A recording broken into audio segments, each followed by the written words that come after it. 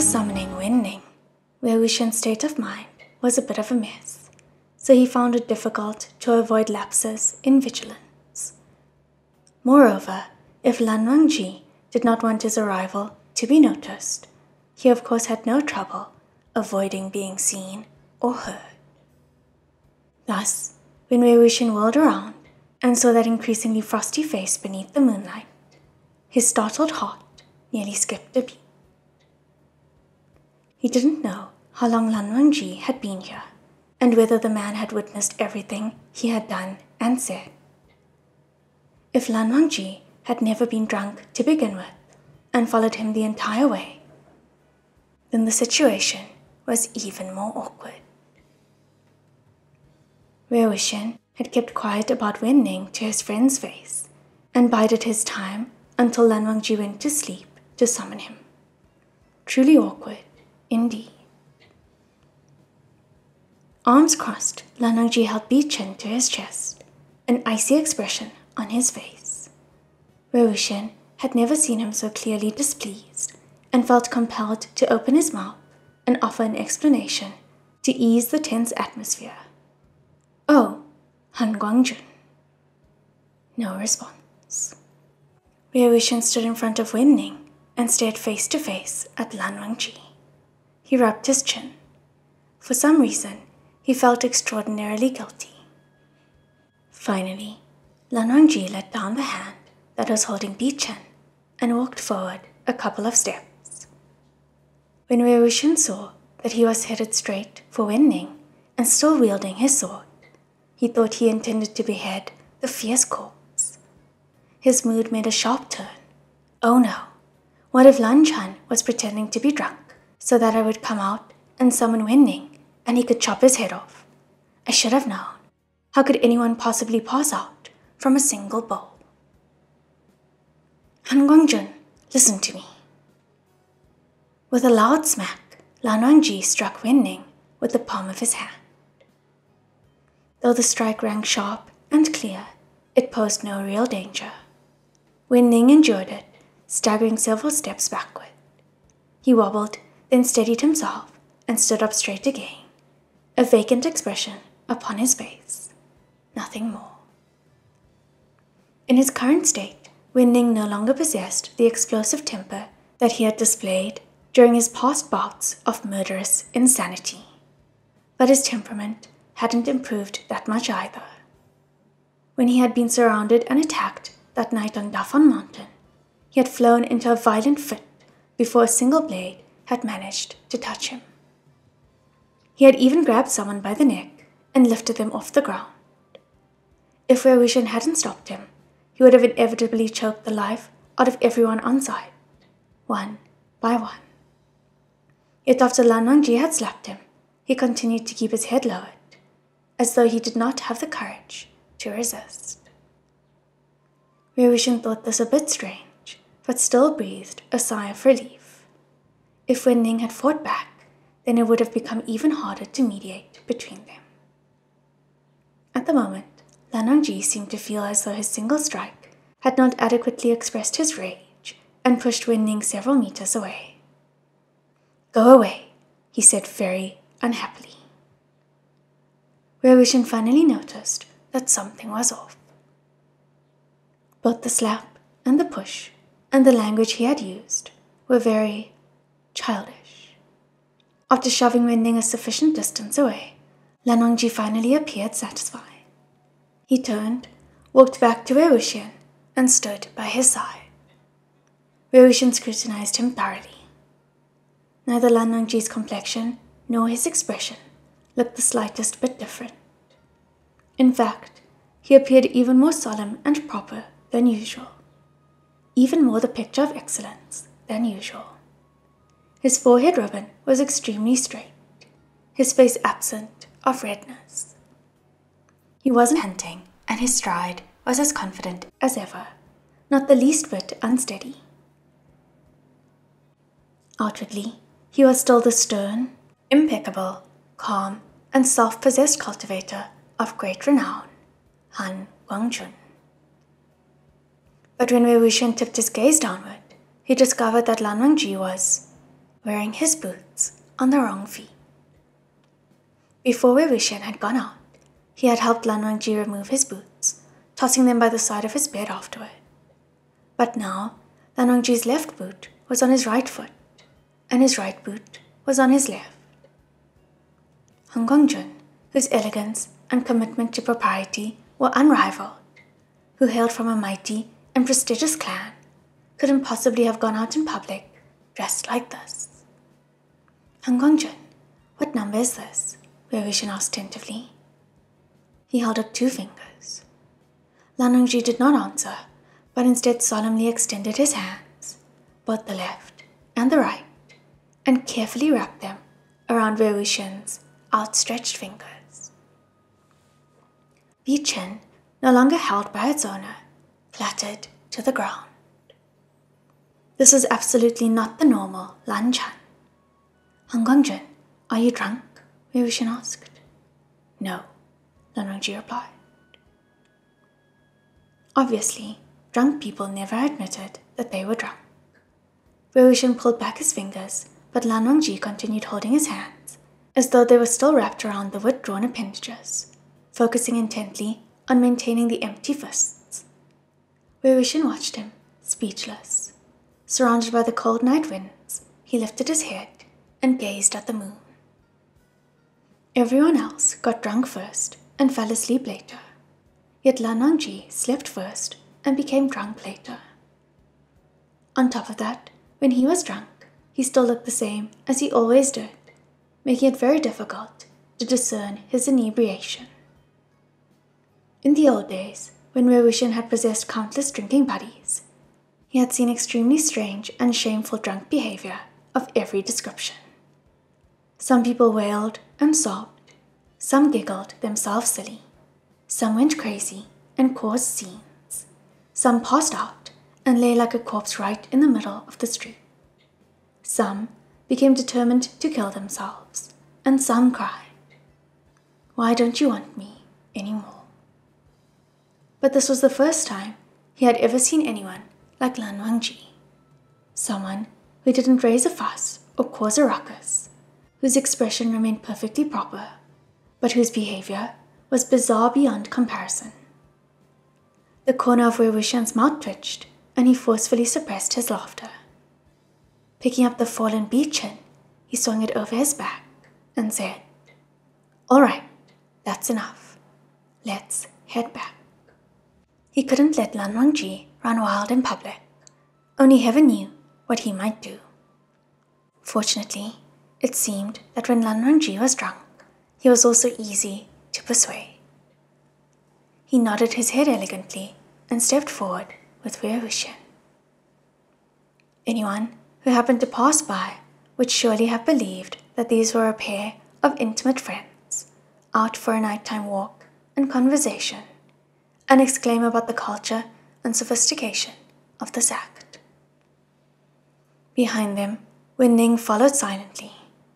Just as Wei Wuxian was about to speak to him, Lan Wangji whirled around and angrily struck him again. This time, the blow landed on Wen Ning's head. After his head was slapped nearly crooked, it drooped even lower. Wen Ning's face was clearly that of a corpse, rigid and devoid of any expression. His 2 white eyes could also not display emotions, yet nonetheless, he appeared very aggrieved. Wei Wuxian wasn't sure whether to laugh or to cry. He pulled back Lan Wangji's arm. "Why are you hitting him?" Lan Wangji spoke in a threatening voice that he would never have used if he was sober. "Go away." Knowing that no one should argue with a drunk person, Wei Wuxian hastily said, all right, he'll do as you say. If you want him to go away, he'll go away." As he spoke, he pulled out his flute, but before he even managed to place it beside his lips, Lan Wangji snatched it from his fingers. "No playing for him," he said. "Why are you being so bossy?" Wei Wuxian teased mockingly. Displeased, Lan Wangji repeated himself. "No playing for him." Wei Wuxian discovered something. Drunk people often had a lot to say, but Lan Wangji usually kept his mouth shut. Thus, when he drank too much, he would repeat the same sentence ad infinitum. Since Lan Wangji looked down on improper, wicked techniques, it occurred to Wei Wuxian that he might dislike seeing him controlling Wen Ning with the music of the flute. It was like petting a cat. He had to stroke its fur in the right direction. "All right, I'll only play for you. Happy?" Lan Wangji let out a satisfied but he did not return the flute, and instead fiddled with it in his hands. Wei Wuxian could only whistle a couple of times and say to Wen Ning, "It's better if you hide yourself. Don't let anyone find you." Wen Ning looked as though he very much wanted to follow Wei Wuxian. However, he had been ordered not to, and he was also afraid that Lan Wangji would hit him again. So, very slowly, he turned away. Dragging his feet, chains clanging, head hanging dejectedly, he departed. "Lan Chan, how come your face doesn't get red when you're drunk?" Wei Wuxian asked. Because Lan Wangji looked far too normal, more normal than even Wei Wuxian, the latter couldn't help but speak to him as though he were a normal person. He had no idea that upon hearing this sentence, Lan Wangji would suddenly reach out his hand, seize him by the shoulder, and pull him into an embrace. Wei Wuxian was caught off guard and crashed headfirst into his chest. Dizzy, he heard Lan Wangji's voice overhead. "Listen to the heartbeat." "What?" "The face doesn't show anything. Listen to the heartbeat." As Lan Wangji spoke, his chest resonated along with the quiet sound of a heart continually and vigorously beating. Thump, thump, thump, thump. It was a little fast. Wei Wuxian lifted his head and spoke with comprehension. "I can't see your feelings in your face, so I have to listen to your heartbeat in order to understand." Lan Wangji said sincerely. Wei Wuxian clutched his abdomen, laughing. Could the skin on Lan Wangji's face be so thick that it prevented his blush from showing through? It seemed not. The drunken version of Lan Wangji was astonishingly honest and forthcoming, and moreover, compared to his usual self, his words and actions were so bold and unrepressed. It was rare to encounter such an open and unreserved Lan Wangji. How could Wei Wuxian possibly treat him with due respect and resist making mischief? He chased Lan Wangji back to the inn. After returning to the room, Wei Wuxian pinned him to the bed and pulled off his incorrectly worn boots. He then thought for a bit and concluded that Lan Wangji probably wasn't capable of washing his own face in his current state. Wei Wuxian removed his friend's forehead ribbon and brought a basin of warm water and a washcloth inside. After wringing the excess water from the washcloth, he folded it into a square and began lightly wiping Lan Wangji's face clean. Throughout the entire process, Lan Wangji put up absolutely no resistance, obediently allowing Wei Wuxian to gently massage his face with the washcloth.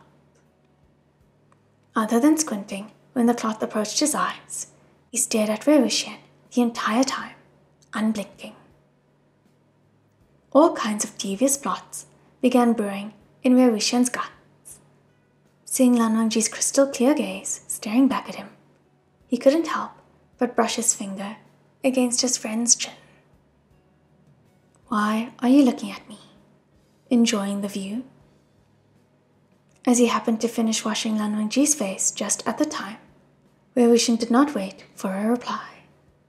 He threw the washcloth into the basin, continuing, "Your face is washed. Do you want to drink some water before doing anything else?" He heard nothing behind him, so he turned his head and glanced back. Lan Wangji was holding up the water basin and had buried his face inside. Wei Wuxian turned pale in alarm and hastily snatched away the basin. I didn't tell you to drink the water in here. Expression still as tranquil as ever, Lan Wangji lifted his head. Bead by bead of clear water dripped from his jaw, dampening the front of his robes. Wei Wuxian watched him, feeling many indescribable emotions. Did he drink it or not? It's best if Lan Chan doesn't remember anything after he sobers up. Otherwise, he'll be too embarrassed to show his face to anyone again. Using his sleeve, Wei Wuxian wiped off the beads of water on Lan Wangji's lower jaw. Then he seized him by the shoulders. Han Guangjun, you'll do whatever I tell you now, right? Lan Wangji replied. And you'll answer any question I ask? Wei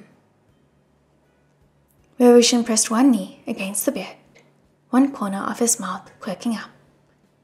Good, then let me ask you. Have you ever secretly drunk the Emperor's smile that you hid in your room? No.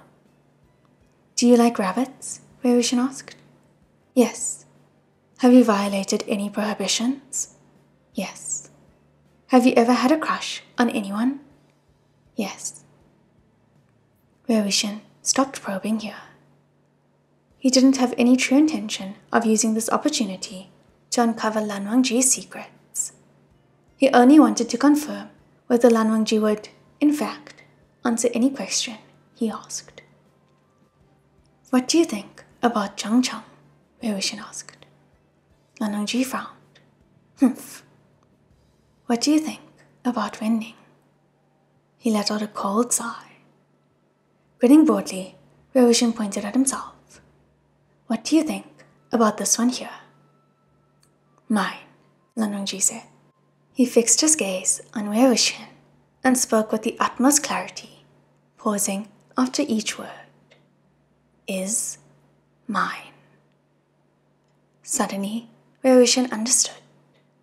He pulled Bi Chen off his back, thinking, I was pointing to myself just now, but Lan Zhan thought that this I was referring to was Bi Chen. Having come to this conclusion, Wei Wuxian got off the bed and paced back and forth across the room, with Bi Chen in his hand. As expected, wherever he walked, Lan Wangji's eyes would immediately follow, incomparably open, naked, and honest. Lan Wangji's passionate, fiery gaze seemed to bore into Wei Wuxian to the point that he could barely stand up. He lifted Bi Chen in front of Lan Wangji's eyes. Do you want this? Yes, I do, Lan Wangji said. Seemingly believing that this was insufficient proof of his desire, he grabbed the hand with which Wei Wuxian was holding Bi Chen. Looking straight at him with his pale irises, Lan Wangji inhaled softly, then repeated himself, enunciating each word with great effort. Yes, I do.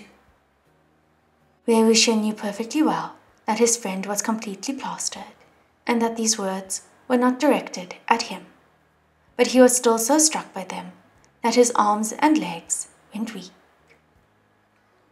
This Lan Chan is so. If he ever spoke this openly and ardently to a girl, imagine what a terrifyingly attractive man he would be. Putting his thoughts back in order, Wei Wuxian said, You, how did you recognize me? Why did you help me? Lan Wangji parted his lips slightly, and Wei Wuxian moved a bit closer to him, wanting to hear his answer. How could he have known that Lan Wangji's expression would suddenly change, and the man would raise his hand and push him to the bed? Bi Chen swept over the candles and extinguished their flames, and then its master let it clatter to the floor again. The force of the shove had sent golden stars dancing before his eyes. Believing that Lan Wangji had sobered up, he called out, Lan Chan? A hand struck a familiar location on his lower back, and he felt as though he had returned to the first night at the cloud recesses. His entire body was sore and numb, and he was completely paralyzed. Lan Wangji withdrew his hand, lay down beside him, and covered both of them with a blanket, carefully tucking Wei Wuxian in. It's 9 o'clock. Time to rest. The culprit turned out to be the Lun clan's scary rules about work and sleep. Staring at the ceiling above his bed, his interrogation cut short, Wei Wuxian asked, "Can't we rest and chat at the same time?" "No." Fine. There would always be another opportunity to get Lan Wangji drunk again. Sooner or later, he would get his answer. "Lan Zhan, take this thing off," Wei Wuxian said. "I reserved 2 rooms. We don't need to squeeze ourselves into a single bed." After a moment of stillness, Lan Wangji's hand reached out toward him and began to grope around underneath the blanket, and slowly began to undo Wei Wuxian's robes. "No, stop! I didn't mean to take off my clothes. Ugh, fine. I'll keep lying down. I'll go to sleep." Amidst darkness, there was a dead silence. After keeping his mouth shut for what seemed like half the night, Wei Wuxian spoke again. "Now I finally know why your clan prohibits drinking. Not only do you pass out after a single drink, you make for a horrible drunk. If everyone in the Lan clan is like you when they're drunk, you guys should be prohibited from drinking. Anyone who drinks deserves to be hit." Eyes still closed, Lan Wangji lifted his hand and covered Wei Wuxian's mouth. "Shh," he said. Wei Wuxian's breath was trapped between the pit of his stomach and his mouth. He could neither breathe it out nor swallow it. It seemed like ever since he had returned, every time he wanted to mess with Lan Wangji, like in the old days, in the end, it was he who wound up reaping what he had sown. How could this be? Where had he gone wrong?